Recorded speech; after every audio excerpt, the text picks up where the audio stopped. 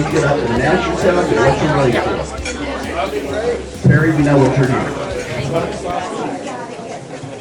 Hi, I'm Teri Leo Wilson, and I'm your state representative for House District 23, and I'm also running for re-election. Robin Armstrong, Galveston County Commissioner here in Galveston County. Thank you very much. And I'm on the ballot, but I don't have an opponent. Sandra Tedley, I'm running for Precinct Chair of Precinct 276 on the island.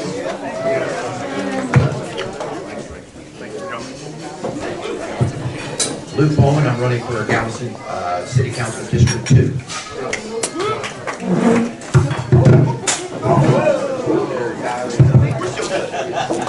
Everybody really wants me to break right now. Cheryl Johnson, County Tax Assessor Collector, and the delinquent notices are in the mail. So if you're not send it in, we'll help you out. Okay, I'm heading to this side of the room. John and Chris. John Kennard, I'm running for Galveston County District 4. Re-election. Campaign manager. I'm Chris Kennard. I'm running for Galveston County Judge. Captain Scott Hickman, I am running for Galveston County City Council, District 6, West.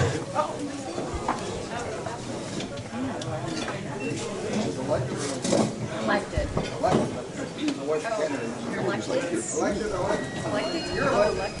Oh, people running for office too. Running for campaign? Yeah. Okay. Hi, I'm Bree Little, representing Mays Middleton for Texas Attorney General. Amber. Hi, I'm Amber Murray with Congressman Randy Weber's office. He is on the ballot in March. I'm Mark Obey, and I'm running for governor. Rob. Marie. Hi, I'm Marie Robb. I am the current Mayor Pro Tem of the City of Galveston, and I am running for mayor, and I will be your next mayor. Hello, I'm Bo Rollins, your District 5 City Council member here in Galveston, also running for re-election. Larry, you need to speak just because you're a retired citizen. Hi, I'm Larry Taylor, I'm a has-been.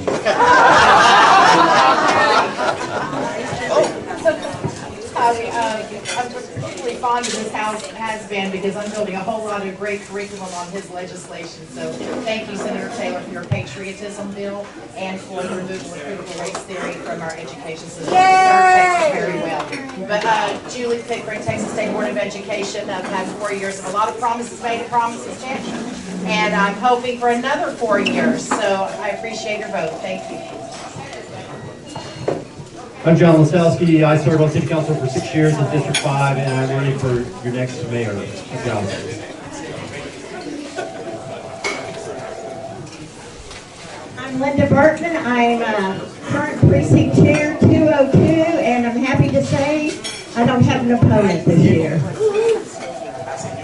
Hi, I'm Jennifer Ott. I'm running to be your next Galveston County District Attorney. How you doing? My name's Nathan Watkins. I'm running for House District 23, State Representative. Thank you. Okay, did I miss anyone? Okay, we're good. We would like to thank, first off, 945 Now People, TJ Alls and his group is back there.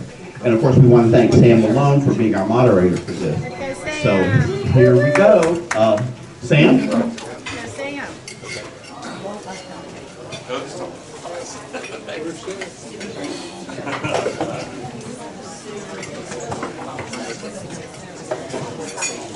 Thanks, Doc. Good afternoon, everybody. Woo! Happy to be here.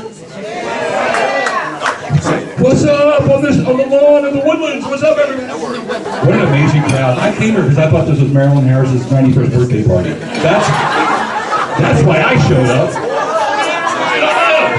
After this, we're going to the beach. So, thank you for having me as your moderator. Thank you, Marilyn, for calling. I can't say no to Marilyn.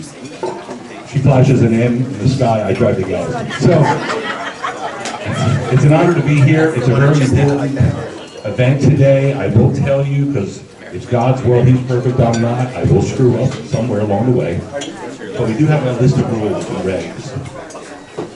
So you all listen. The first thing is, no applause.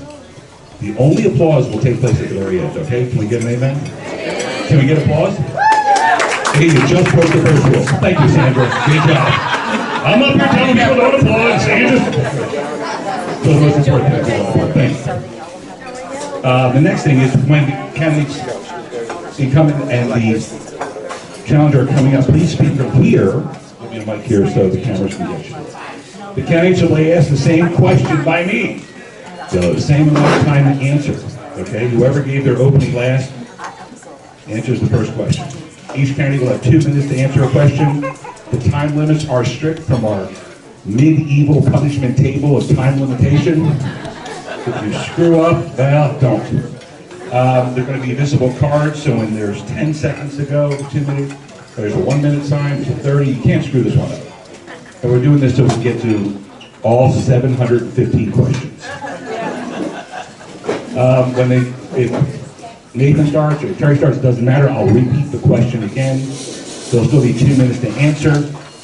A closing, when you're done, and we wrap up after the 714th question, you'll get 3 minutes to close, okay? I have the responsibility for enforcing the time limits, and no interruption. So no matter what the person says, just don't interrupt. Let them get through their 2 minutes, or their 3 minute close, or something like that. There can't be follow-ups. So no matter what the candidate says, the earth is flat, I can't go, wait. I can't. So there'll be no follow-up. So whatever they say goes, it's in stone. I want to ask, and this is very important, from the Marilyn Harris book of political events. Don't attack each other. Just stay on focus. Okay? You're free to speak to the press afterwards. I know we have cameras here. You're invited to remain afterwards. Everybody get seated? Okay. So that's it. So I have all the questions. We're going to let them come up and do an open. Okay? So who wants to open? And then that's the end of that. You want to open? Just say hello. Terry? Nathan? It's going to be easy. Give it a shot. Just open and you'll come up next. Just the open. Are we okay with the open? Or should we do a question first? That's right, that's right.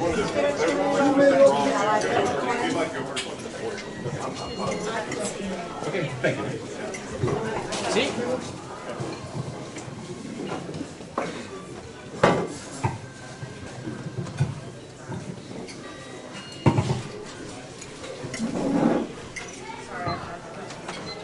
Not a good page turner. Thank you all for coming. I'm running on my record, a record that ranks me in the top 10 conservatives. I advanced 36 RPT priority bills in just my first 2 terms of bills, including removing the affirmative defense for children exposed to harmful content, ensuring that no men are in women's private spaces, no foreign hostile takeover of Texas land, securing the grid, anti-squatters bill, pro-life legislation, ending gender mutilation and transitioning minors, adoption legislation, border security, law enforcement, and bail reform. I co-authored legislation to end epic cities, which created enclaves that were ripe for Sharia law, and I gave the AG authority to enforce these. I helped pass legislation to secure our elections, require proof of citizenship to vote, and give our AG the ability to prosecute election frauds. These are real results. I have the endorsement of both DPS, fleet. I have voted for $20 billion of tax relief, raising senior exemptions and individual exemptions and personal business property exemptions. I voted for the budget, which contained another $51 billion of property tax relief. I have President Trump, his endorsements, his Abbott, Cruz, all 4 Galveston County commissioners, Senator Wilson, Senator Taylor, Dr. Bonnet, Robin Armstrong, our committee man, and most importantly, I have been the boots on the ground of the endorsements of the overwhelming majority of the GOP precinct chairman. I have 13 in Chambers County, my opponent has 3. I have 49 of the Galveston County precinct's endorsements, and as far as I know, he doesn't have one, and he's been here since October. I have every last pro-life, pro-liberty, pro-family, Second Amendment, medical freedom, pro-taxpayer, limited government, industry, oil, gas, farming, every last endorsement, because it's based on records. These are not ones that you fill out. I also filled out the entire complex of voters' guide. Thank you.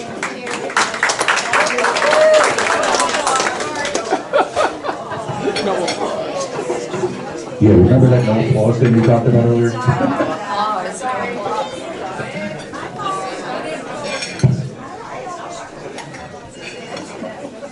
All right, it's an honor to be here today. I want to thank you for welcoming me to this club since I've been coming for the last 3 or 4 months, getting to know everybody. My wife was able to rearrange her schedule and be with us today, so please give her a warm welcome like you've done for me since I've been here. I take some time to get to know her. My name is Nathan Watkins, and I'm running for state representative because House District 23 deserves representation grounded in experience, not endorsements. I'm a special operations veteran, former city manager, and business owner. As a special operations veteran, I deployed to Iraq alongside SEAL Team 6 and Delta Force, ensuring our nation's freedom. Whenever I came back home, I continued my public service where I served in local government. I started out as an intern for the city of Mont Bellevue, mowing the parks and mulching playgrounds and working in the city manager's office in the afternoon. And I finished up my tenure there as a city manager. We accomplished some great things while I was there. Some of the most important things we accomplished was mulching those playgrounds and keeping the kids bouncing instead of dinging whenever they fell off the playground equipment. Some of the other things we did was we grew our economy by $4 billion, created tens of thousands of jobs, and delivered $200 million in infrastructure. But most importantly, we created policies that ended property taxes for our senior citizens and our disabled residents. Today, 81% of seniors in Mont Bellevue pay $0 in property taxes. The county also adopted those policies, and 86% of seniors countywide are in the same position. They pay $0 in property taxes. That's real property tax relief, and since I've been out on the campaign trail, we've knocked on 20,000 doors. And what we hear is we've got to figure out a way to find property tax relief. And I'm happy to tell them that we've done that in House District 23 in Chambers County, and we're going to do it for the rest of House District 23 in Chambers and Galveston County. I look forward to answering all of your questions today. Hopefully you get your concerns addressed, and I look forward to getting started. Thank you. All right, Nathan, stay there because you get the first question because you have the second one. Question number one. Question number one, what are the top 3 challenges that you see facing your district, and how would you address them? Yeah, so some of the challenges I see come from meeting the voters at their doors. We hear directly from them. One of the ones I just mentioned was property taxes. People want to know how they're going to find real property tax relief, and I'm happy to answer that question. You've already heard that we found a way to increase exemptions for our seniors and deliver that property tax relief. We also need to find solutions to increase exemptions for homestead for every resident of the district. But we have what I like to say is we have to put all tools on the table and out of our toolbox and put them all on the table to find real solutions. We've got to use a carrot and a stick approach. We've got to allow local government to make the decisions that they can make to implement real property tax relief and to cut spending. But whenever they get out of line and they overspend, we have to be able to rein them back in. And that's a real solution. The next thing I hear is from our business community and our small business community. They want a predictable regulatory environment and a predictable legal environment. Whenever they're getting ready to expand their businesses, they want to know that they're not going to get bogged down by bureaucratic processes and red tape. So we've got to find a way to become more efficient.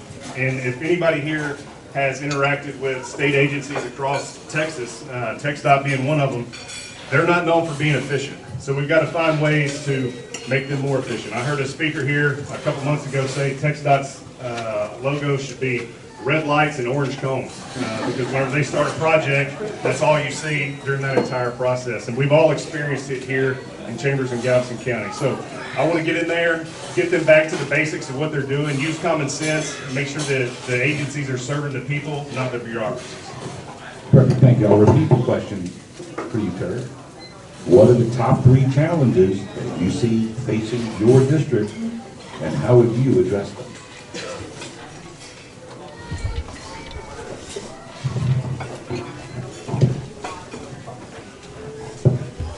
Obviously, property tax relief is #1 when you talk to constituents in both counties. We are dying, and especially here on the coast, with the cost of insurance, and then we have the added tweet building.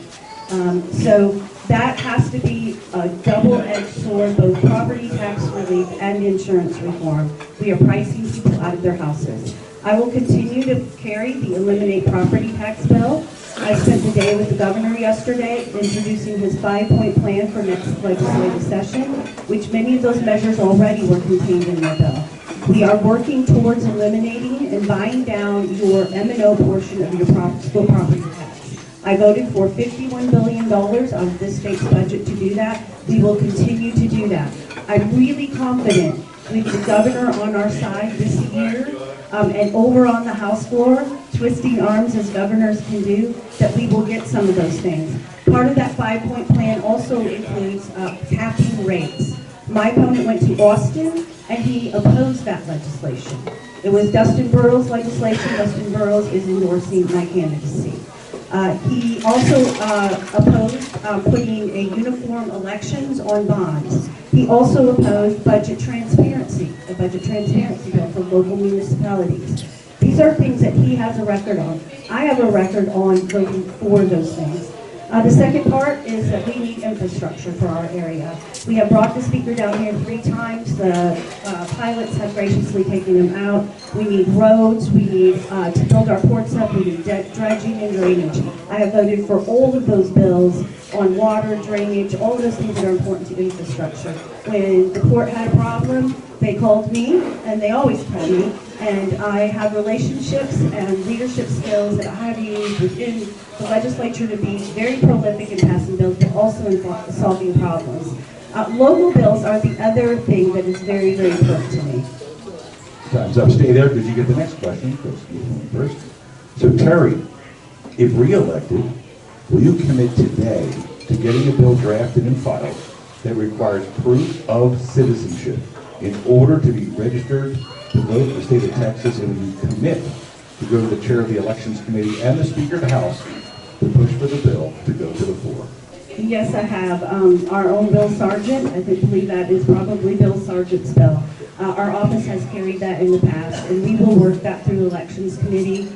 And I do have a little favor to ask of the election committee chair, and so I think that we will at least get a hearing and hopefully get that bill heard. Once those bills get to the floor, it's kind of a no-brainer. Any Republican that votes against that bill, it will be on their voting record. So that is our challenge in getting 6,000 bills, is getting one to get a hearing and get to the floor.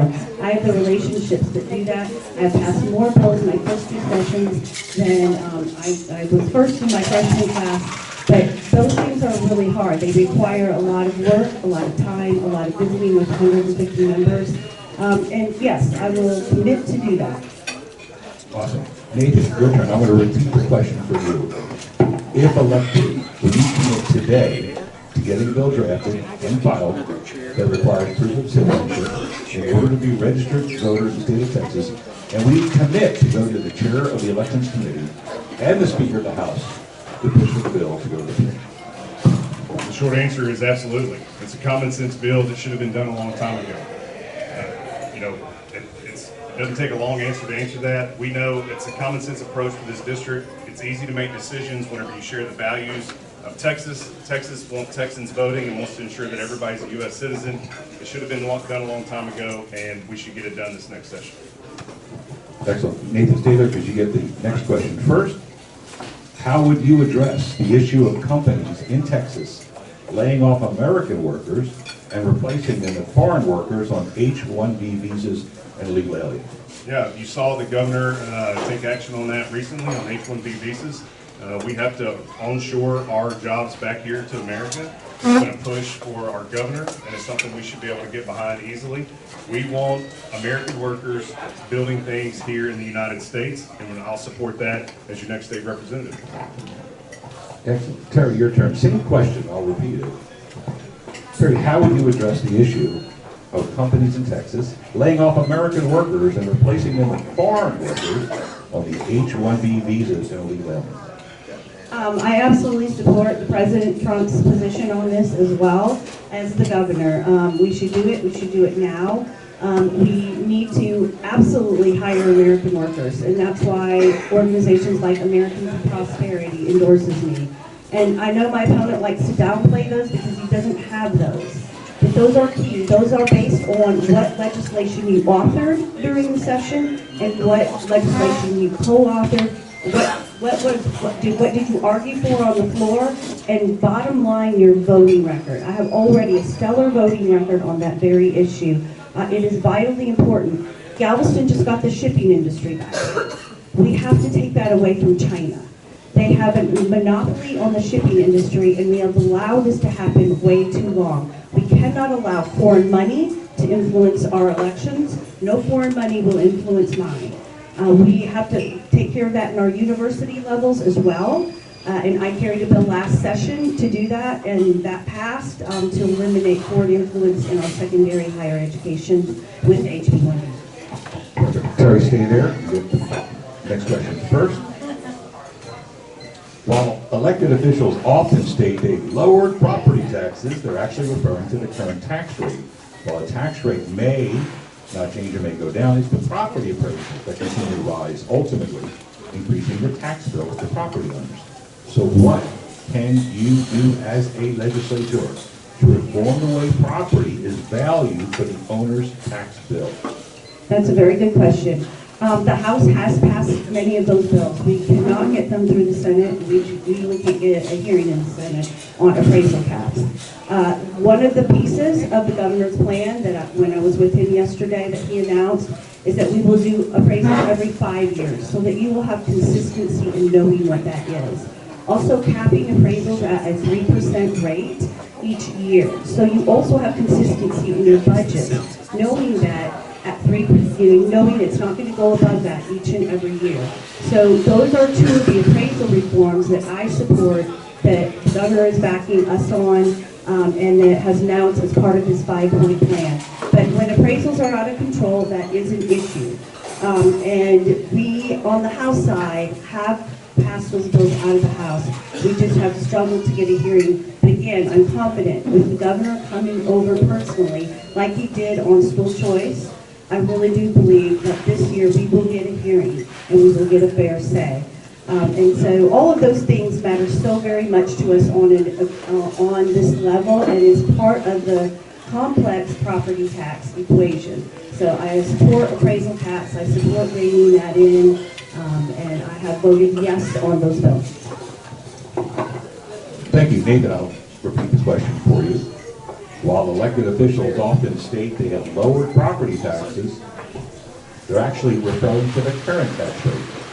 While a tax rate may not change or go down, it's the property appraisals that continue to rise, ultimately increasing the tax bill to the property owners. So what will you do as a legislator to reform the way property is valued for the owner's tax bill? As someone that served as a city manager and administered a local tax rate, that's something that I've heard for over a decade, not just since I've been out campaigning. Even when local government entities adopt no new revenue tax rates, the taxpayers still see their tax bills go up, and they don't understand why. And unfortunately, local government, who's trying to do the right thing, often catches the blame for that. So we've got to come up with a new solution. We've got to rein in appraisal cap or implement appraisal caps that's going to make sense and solve that problem for homeowners. The other thing that I saw as a city manager is industry, which we've got a lot of industry in this district. They come in and their values depreciate every year because of the way the business taxes are implemented, which increases the burden on our homeowners. It offsets the ratio, like in Chambers County, for instance, and probably in Galveston County too. 65% of the revenue that comes into local entities comes from industry, but that depreciates every year while home values continue to go up. So it's absolutely got to be a priority. It's got to be something we bring in. But additionally, there's other bills that are sunsetting this year that the legislature didn't address from last year. The 20% exemption on second homes and businesses is set to expire. We've got to bring that back.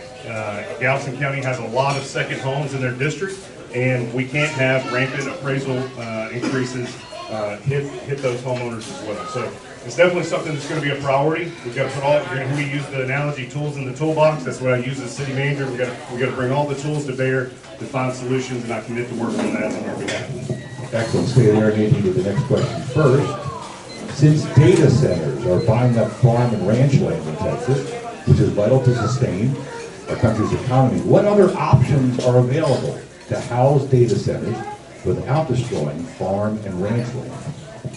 It's a great question. I was just in Leon County yesterday actually meeting with Judge Byron Ryder up there, who has major data center projects coming in. Data centers are typically tied to AI, and that's one race that we have to win in this country is we've got to win the AI race against China, but we also have to protect our farm and our ranch lands and our groundwater. The major concerns that I heard from that judge was they're going to use, each data center uses 3.5 million gallons of water per day or per week to process those facilities. They're huge energy consumptions and consumers. So we have to work.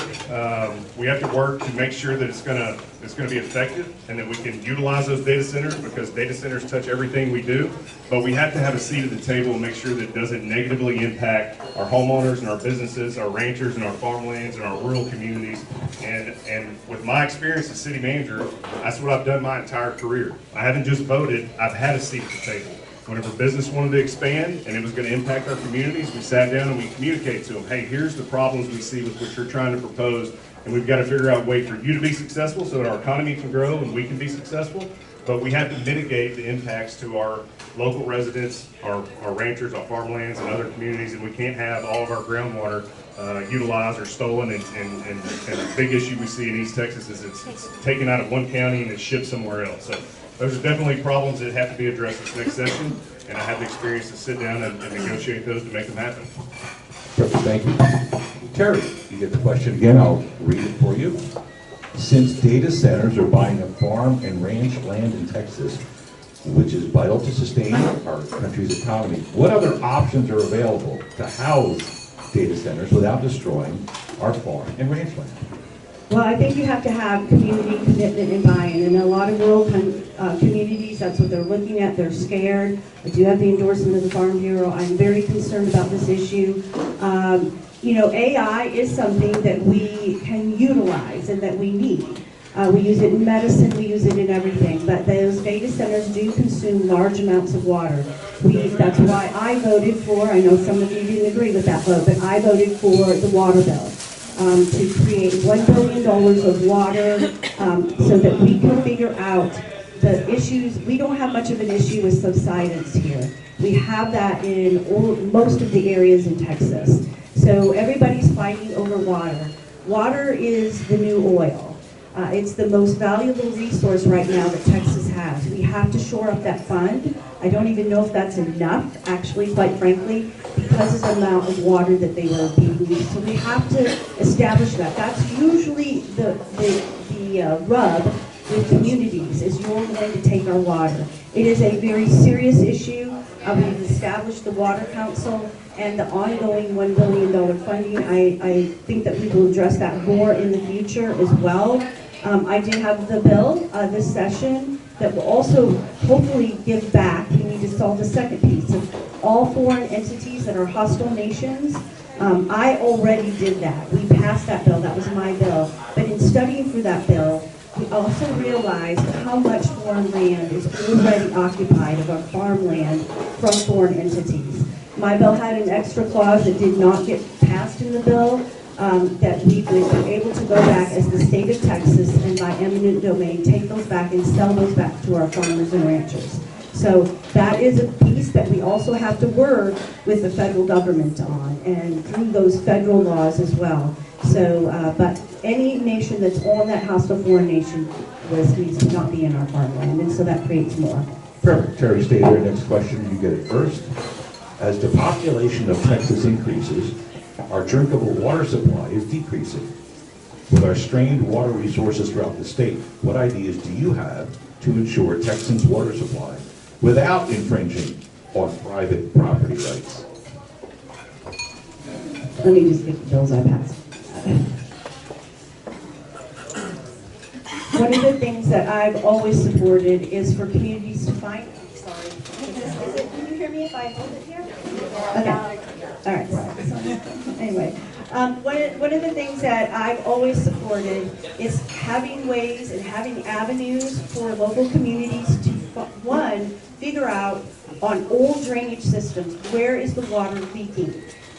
That is significant across the state of Texas with old infrastructure. So we've created fund, not just for this, for across the statewide, but one that's in particular that I passed for this area. It's on Infrastructure Disaster Recovery Program, and it's for that old infrastructure, especially if it gets destroyed during a storm, to have state grant funding to come in and repair those. That is a huge problem, is we're losing water based on communities. Even here, Jamaica Beach has a huge problem with it. So we've got to fix that. We've got to also, we have an additional flood infrastructure fund, and some of that will be drainage infrastructure and flood mitigation projects. But that's other ways that we can retain or save water. I have been out to the plants in the area. I've even been to the desalination, and we talked about that a lot at the last meeting. We're not there where it's cost efficient yet, but we are still going to explore those avenues, especially in areas where there's brackish water and we don't have straight salt Gulf water. But we need to look at those avenues as well for the future, and we need to plan for the future. And I know Senator Taylor is very good about looking into the future and saying, okay, we got to start doing something now, because in 10 years, we're going to be in big trouble, and water will be the issue. It is our greatest natural resource.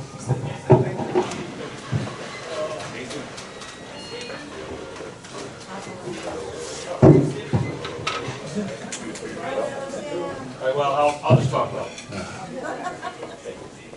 Do that quick reactionary first. So same question, Nathan. As the population of Texas increases, our drinkable water supply is decreasing. With our strained water resources throughout the state, what ideas do you have to ensure Texas water supply without infringing on private property rights? That's a great question, and it's something that we hear a lot about in Texas, especially as we go through droughts. Water security is economic security. And as a city manager who's delivered infrastructure to a community, I know what water infrastructure looks like. I've drilled wells, we've created water towers, we've done the analysis to make sure that our communities were going to have enough water. We've studied those issues. But as it comes across the state of Texas, what we see right now is water is such a scarce resource. One, we have to protect House District 23 first, make sure that people aren't taking our water and taking our water upstream and impacting our business in the way we can conduct our lives right here in Chambers and Galveston County. But we also have to look at it as a statewide issue. What you hear in East Texas and where I was just at, just north of Houston, is investors and private businesses have come down and infringed on those property owners' rights. Just like the opposite of what you're saying, protecting them, they've infringed on them because they're coming in, they're drilling wells, 50, 60 wells at a time, and then they're piping water back to another area of Texas. So they're actually stealing water from some communities and taking it and selling it elsewhere. So that's definitely something that's got to be addressed this next session. But overall, what I know coming out of local government is you can't wait for a crisis to hit you and then react. You have to have a plan in place. You have to know what the problem is, and then you got to go out and execute before it happens. And that's what I'll bring to the table as your next state representative. Good. Okay, stay right there, Nathan. You get question number 7 first. Cartel activities, including drug running and human trafficking, is a serious problem in our district.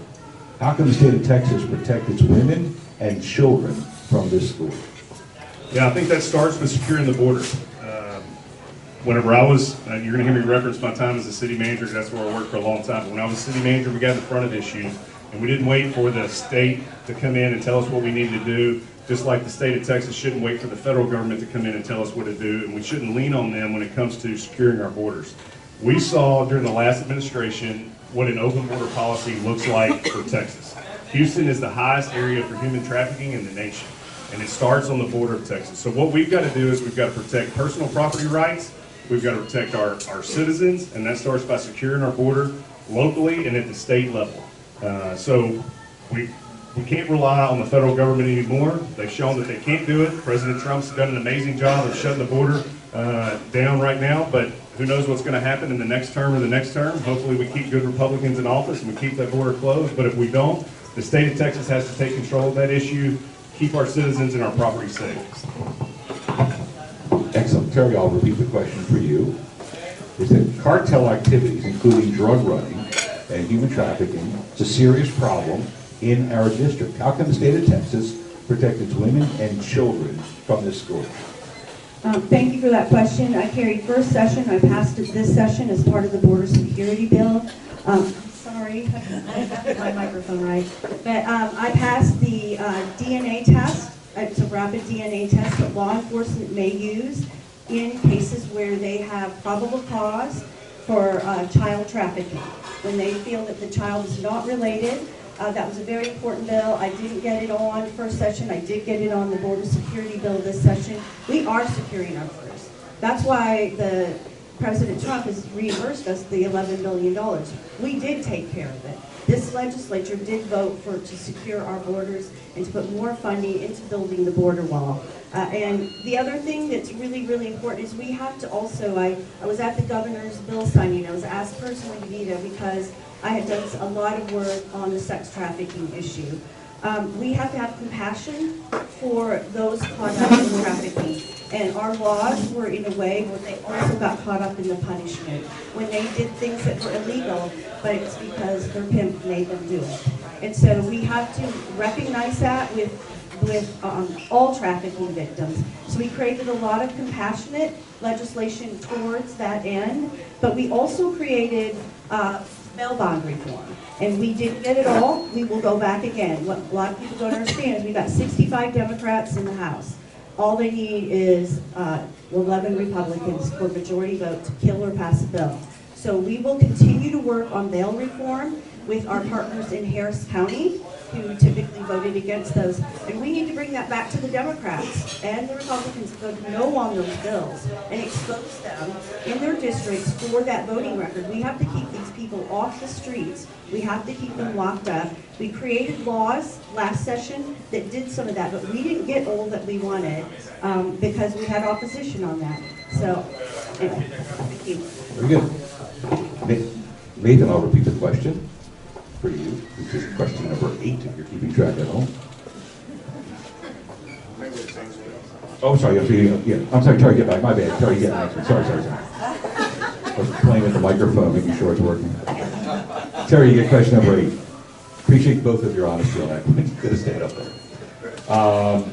Terry, where do you see the greatest opportunity for economic development in House District 23? Oh, wow, we have so much of it. We have so much industry. This area is 29% of the state's GDP, and we have to make sure that the rest of the state understands that. For protection of our infrastructure that Larry Taylor has worked so hard on, we have got to think ahead. Our industry really could do more. We just don't have the infrastructure to do it with yet. So it's a rapidly growing area. We have 80% of the military-grade jet fuel that's coming out of Texas City. We have key resources here that we absolutely need to support and do more on. We have worked with higher ed and our colleges in the area, but we've also offered shored up really CTE programs at the high school level, and also worked with our higher ed college campuses on creating courseworks that meet the industry. So right now, we're bringing chip building in. We're working with Galveston College and Texas City College of the Mainland on offering those courses. We're going to need 1,700 workers in a year. Okay, where are we going to get those from? So we have the ability to do this. We are coordinating with those efforts, but those all must be done to create the resources that we have here. This area is so rich with natural resources, but also we have to also make this area safe. We have to make this area a desirable place for people to live and work here.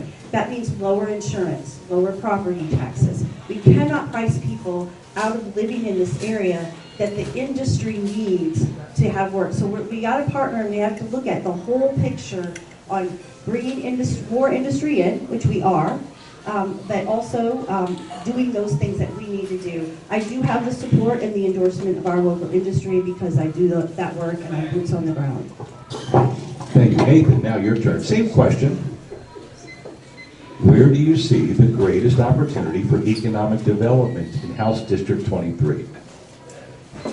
As you heard whenever I opened, economic development and growing the economy is my passion, and it's my background, and that's what I've done, not only working in local government, but also as a business owner.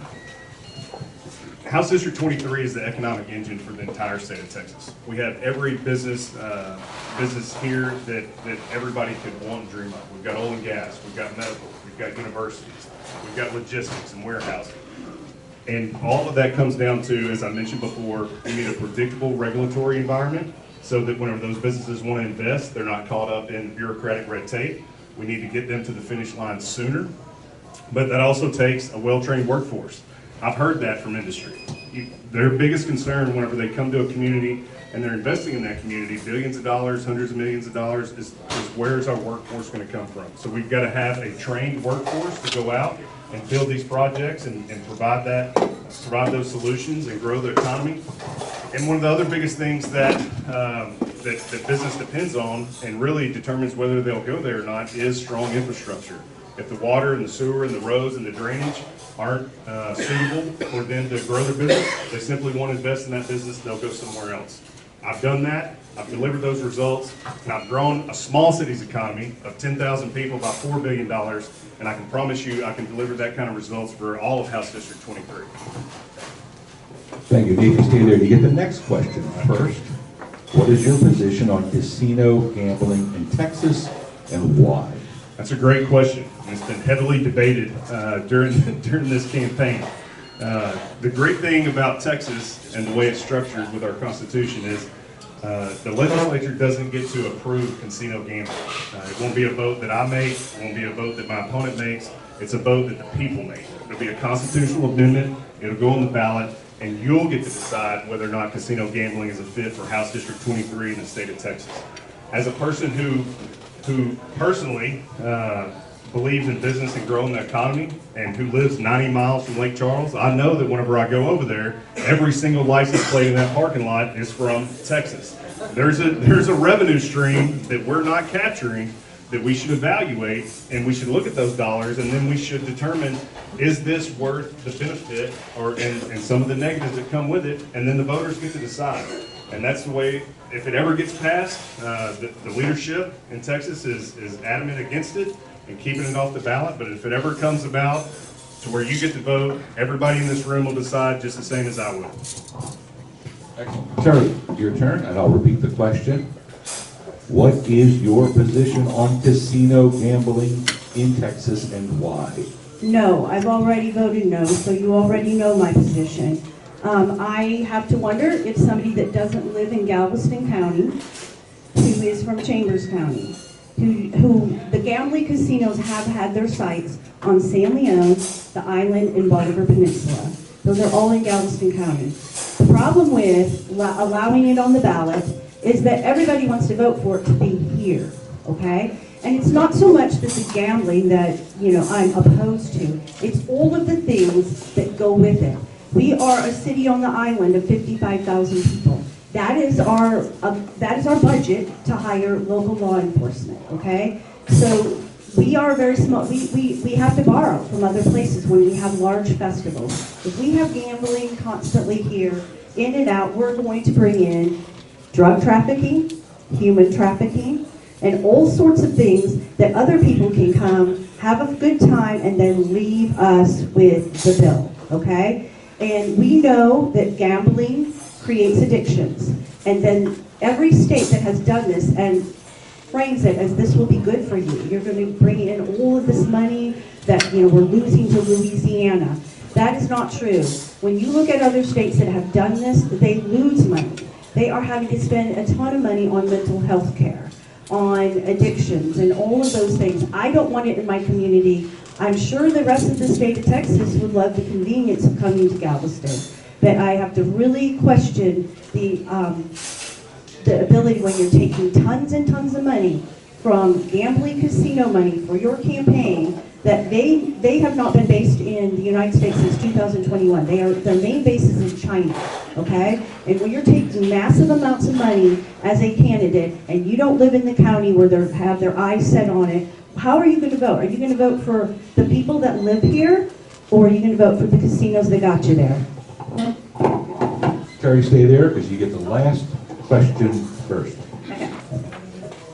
Data centers require lots of space and lots of energy. With our strained electrical grid, what ideas do you have to address this increasing energy need in our state? I voted for the grid reinforcement bills of this session. So that's very important to say. I work very closely with the energy companies as well in the state of Texas. Again, we want a regulatory environment that's fair, but we also want to be able to be citizens that can register complaints when we don't feel that they're doing what they said they would do. We need to create a more open process. We need to shore up the grid. We need more natural resources, more energy that way that are reliable resources. I voted also for the nuclear energy bills. We have got to get ahead of the issue. We are already way behind. Because of federal subsidies, they have come in and they have skewed our market. And that has hurt our grid because we have a huge problem in trying to create new generation of energy. So the state of Texas, I voted for it, has put more money towards new generation, okay? We are way behind the cue ball. All of the subsidies go for wind, go for energy, go for all of these things. And even our natural resources, oil and gas, they will take some of that money as well to profit from. So we have got to quit that. It's skewing our market. It's hindering Texas in creating new energy that we need with our population growth. And Nathan, same question for number 10, your final question. Data centers require lots of space, lots of energy. With our strained electrical grid, what ideas do you have to address this increased energy need in our state? Yeah, it's another data center question, so glad to answer it. It's definitely at the front of everybody's mind. So the great thing about House District 23 is we've got one of the largest industrial ports and districts in all the state of Texas. So we have plenty of room to bring data centers in and put them in places that aren't going to impact our residents and our citizens and our other businesses. So I think we can offset any negative impacts that they may occur. As it pertains to the grid, as my opponent mentioned, the state of Texas is behind. And she's had 4 years to try to fix it, has voted against some bills that would have improved it. But what we have to focus on is staying ahead of all of these issues and getting in front of them through proper planning. We've lost a $3 billion battery plant 2 years ago to Arizona because we didn't have the power generation to support it. And those are opportunities that we can't afford to lose in this district, because whenever you have growth in the economy, it decreases the burden on our residents through their property taxes and their house bills, and allows local government in the state of Texas to invest in that infrastructure, which we need. So we've got to do it smartly. We've got to encourage new generation. We've seen that in East Texas. Energy is building a multi-billion-dollar new generation facility, support a major expansion, a $10 billion expansion there. So we've got to encourage energy expansion and reliability in House District 23 to stay in front of this and encourage growth and grow our economy. Excellent. Stay there, because that was the 10th and final question. Teri did the open. You get to be the first to do the close. The close is 3 minutes. All right. Okay, your closing argument and your closing presentation is 3 minutes. Go. All right. Well, I think we've heard a lot about the issues in the legislature. I'd like to tell you just a little bit about me. I've got deep roots in this community. I didn't move here to run for political office, and I'm not seeking endorsements from Austin. I'm seeking endorsements from right here inside this district. My campaign is being funded by the very people inside the districts and endorsements from inside the districts. I've got local law enforcement. I'm the only candidate with local law enforcement endorsements, not from Austin. I'm the only one that's supported by local law enforcement in both counties. But back to my roots. I'm from Chambers County. I grew up in Chambers County. I met my wife when I was 15 in history class at Barbers Hill ISD. I joined the Navy after 9/11 out of Chambers County. And whenever I found myself in Virginia and bought my first apartment, I thought it'd be a great idea to invite my wife up there, or my girlfriend at the time. I said, I got this great place to live on the beach. You should come up and join me. She checked in with her dad when we were both 19, and her dad didn't think that was such a great idea. He said, not unless you're married. So me being the problem solver I am, I quickly asked her to marry me. So whenever we got married, we were married right here in Galveston County at Moody Gardens. We were supposed to have an outdoor wedding in the Rose Garden, but it rained that day, so we had to move it inside. And everybody says if it rains on your wedding day, that's good luck and good fortune. And we've been married for 23 years and have 2 daughters that are 16 and 13 years old. My wife went to school at Galveston College and UTMB. My family's on property here for 30 years. I grew up coming down to Harborside and fishing off the pier, catching reds and specks under the lights. I turned 30 at Yagas, rented the short bus and cruised up and down the Strand. And while some people are slinging dirt about conflicts of interest or serving on education foundations and things like that, trust me, I checked in with Mike Dean, and he said if you want dirt, that's the place to go find it. He still keeps all of his cameras and all of his recordings, and we had a great time on my 30th birthday at his place. So to say all that, what that means is whenever you're from somewhere, you share the values of that community. I'm raising my family here. I'm from here. I've spent a lot more time than just 4 years in House District 23, Chambers in Galveston County. I may not be born on the island, but I was born right next door in Chambers County, and that's a whole lot closer than Minnesota. Thank you. Oh, and before I leave, it's been great getting to know everybody. I've had a tremendous time on this campaign trail. I would like to ask you for your continued support. I would like to ask you for your trust, and I would like to ask you for your vote. Early voting starts February 17th. And just remember, I was asked to run for this position. I'm not seeking a title. It's not something I'm going to do forever, but I'll do it as long as you'll have me. Thank you. Thank you. Hold your applause, hold your applause. That was a no applause rule. That's okay, you're doing good. And then, Terry, you get the closing, you get 3 minutes.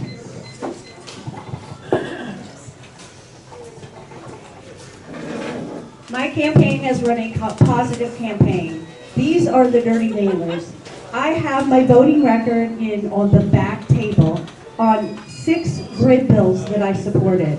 He took an obscure grid bill that did not have the support from most Republicans that would have increased your rates. Out of 6,000 bills, it's easy to cherry pick, but do not believe the lies. Go get my voting record on those issues on the back table.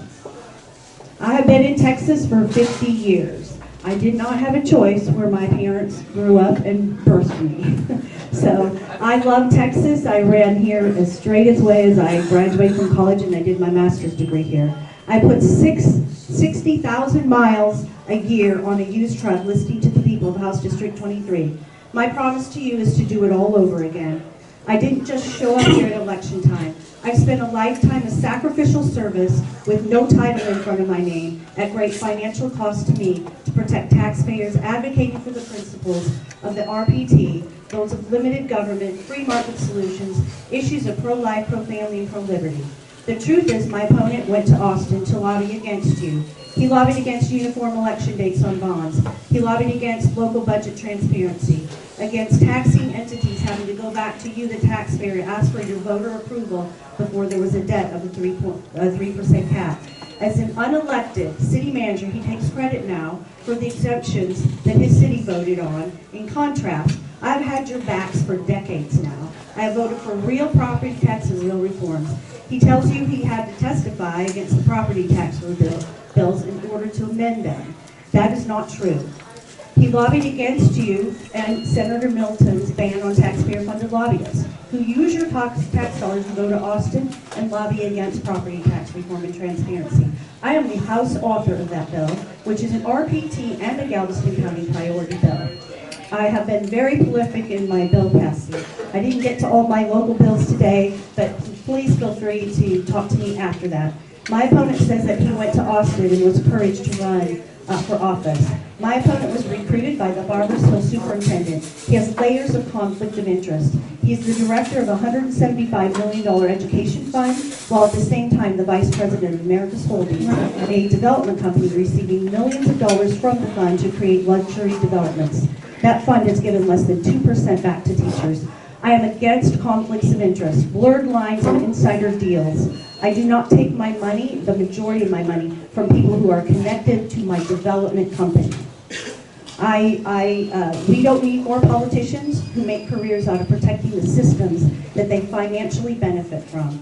When somebody is lying to you about my voting record to win a seat, what do you think they're going to do when they get in office? That's not. Excellent. Now we can pause. Thank you, Nathan. Thank you, Terry. Great topic. Here's Don. Hey, thanks everyone for coming. Do we have any announcements before we adjourn the meeting? Oh, the basket, Linda.